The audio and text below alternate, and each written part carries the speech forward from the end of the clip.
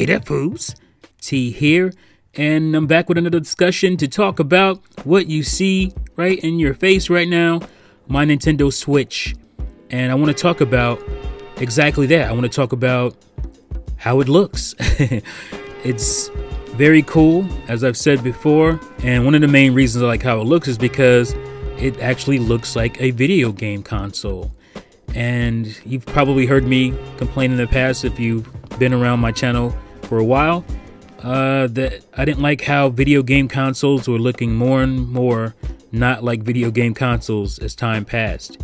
And I just kind of want to talk about that, and want to talk about how I'm glad that the Switch, makes no qualms about what it is. When you look at it, it is definitely a game console. We can go back, talking about other consoles that I've had in the past. Let me just move the Switch out of the way, and we're just gonna go through some of my consoles, not all of them, to kind of drive my point home about how I feel about this. So let's start with the Super Nintendo, everybody's go-to favorite Nintendo console.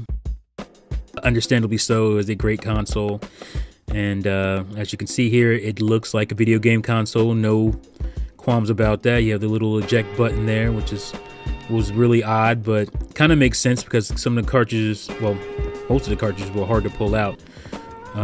That's what she said. It was hard to get out of there, so you had to press the little button. I'm gonna drop Yoshi's Island, and like I said, this looks like a video game console. And I don't have the NES anymore. My mom has it. So, going back to that, it actually tried to look less like a game console.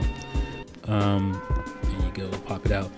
Because, that's what Nintendo was trying to get away from video game consoles because of the stigma after Atari. So that's why you had that design. Then you have the top loader NES and then Super NES. And obviously the Sega Genesis was such a video game console. I mean, look at this thing.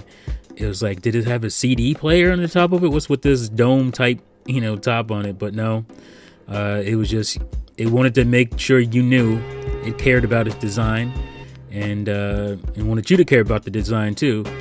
And then you have the two controller ports, obviously. Great console. This was the original model. And they also obviously came out with a smaller model later, the Model 2, which I also have. That one came bundled with Sonic Adventure 2. Fatal Fury, nice game, awesome game. Video game consoles during this time were not afraid to be video game consoles. And, as a kid, especially back then, they were cool. They were trying to cater to us and make sure we felt like they were cool little devices. And, and we appreciated that. I know I did anyway. And so let's go ahead and move on to our next console here. Let me fix the camera here. As you can see, it's already in the shot. Well, a couple of them are in the shot. In the background here, my N64. I'm not going to pull it down because it's all attached and stuff, and it's all set up for capture and stuff. But as you can see, it definitely looks like a console. I love the contour shape of it. And obviously, the 4 controller ports on the front, the big, 3D logo of N64, and from the front. I always like that. I wish they would have did some more custom stuff with that. I think only one console, maybe the Pikachu console, did it. And then you have the game system on the other side, the PS1 from the same era. And just pop it open for you. First successful, anyway, CD-based console. Yeah, it looks like a video game console. Obviously, the history.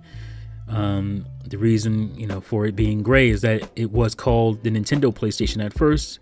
Nintendo backed out of the deal. Sony kept on with the technology they had, and then with the 32-bit console, and they put a CD player in there because it made sense for Sony to do that, because they have music studios as well as movie studios, and so they can sell their video game console and also sell music CDs for people to play. So it made a lot of sense, and obviously the thing blew up.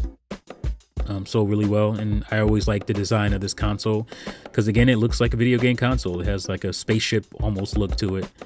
I wish they would have did the 4 controller ports too, but this came out before the N64, so Had to do multi-tap for that.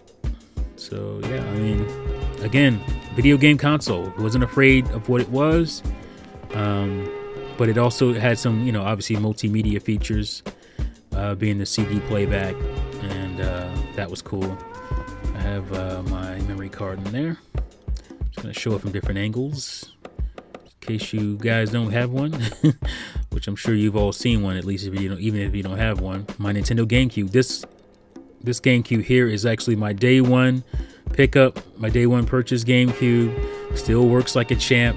Like I said before, Nintendo consoles have always treated me really well, even as an early adopter.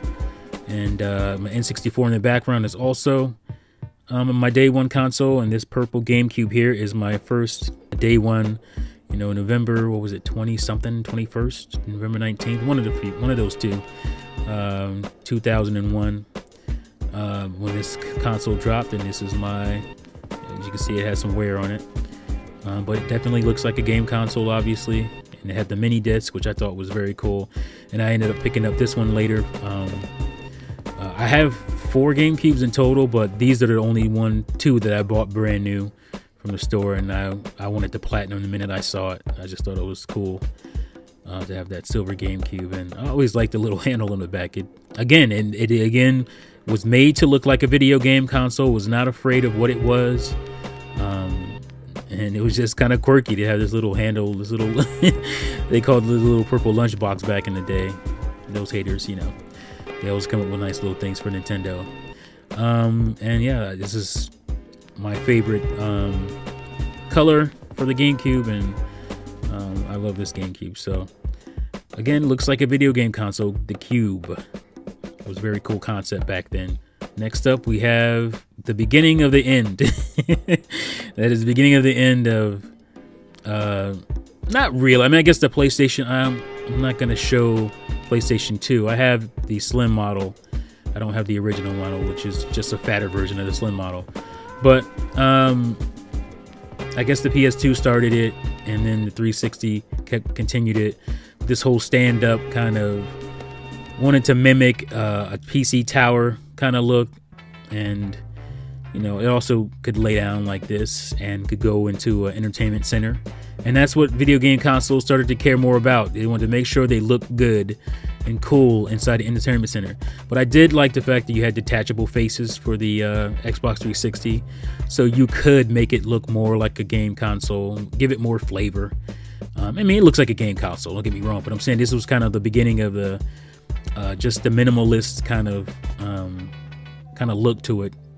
I did like the whole detachable hard drive, and you can buy, but these things were way too expensive for the space they had, even back then. So it sucked, but you had no choice. I mean, you couldn't use a USB hard drive like you can nowadays. So you had to take whatever Microsoft put out proprietary. Here's one of my slim PS2s. This one looks like crap. It doesn't work anymore. I don't know if I think this might have been my sister's and it broke. I don't know why I still have this. I think I keep it for parts, just in case my disk drive goes bad. So I know the disk drive in here works, so I can switch it out fairly easily. But yeah, it looks like a stand-up. Wants to be stood up or look good in the entertainment center. And obviously, this is again my day one, the one I stood outside for damn near a week to get. This is my day one PS3, the backwards compatible, big, fat, model. I don't use this one anymore because I want it to last. It's kind of silly. You want stuff to last, but you end up not using it because you want it to last. But people have made fun of it before about it being a George Foreman grill. I mean, it is an ugly console, but it looks cool in its own right too. And this was a pretty beast console as far as multimedia features and stuff like that.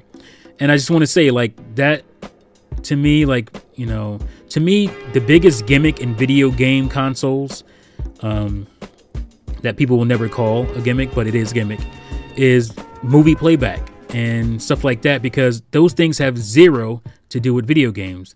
And you put those things in to capture the casual audience, to capture, you know, the man who wants to still play video games, but maybe he's a little bit insecure. And so he has to tell his wife, well, baby, this thing also plays movies. And that's what, you know, that's when that stuff started. So movie playback adds zero to video games, zero to gaming. You know, multimedia features add nothing to video game consoles. They just make them more expensive. And, you know, that's one of the reasons I'm not worried about my Switch not having all that stuff. I know it's coming, but that's one of the reasons it doesn't bother me as much. And the fact that I'm really happy with it, and I feel like it's a return to video game consoles as we know them. You know, I like all these consoles. Obviously, I have them. So what I'm saying is it's good to have a video game console that looks like a video game console and always feels like one. At least right now. I'm sure the multimedia stuff is coming, but let me know what you guys think about, you know, video game consoles. Are you happy how they look, or what they've been trending towards? You know, mini PC towers and multimedia devices, or, you know, would you rather just have a really cool, sleek video game device like me? Let me know in the comments below. Like I said, as always, thank you for watching and listening, fools, and I'll see you next time. Peace out. Oh yeah, one more thing. Play Nintendo, fools.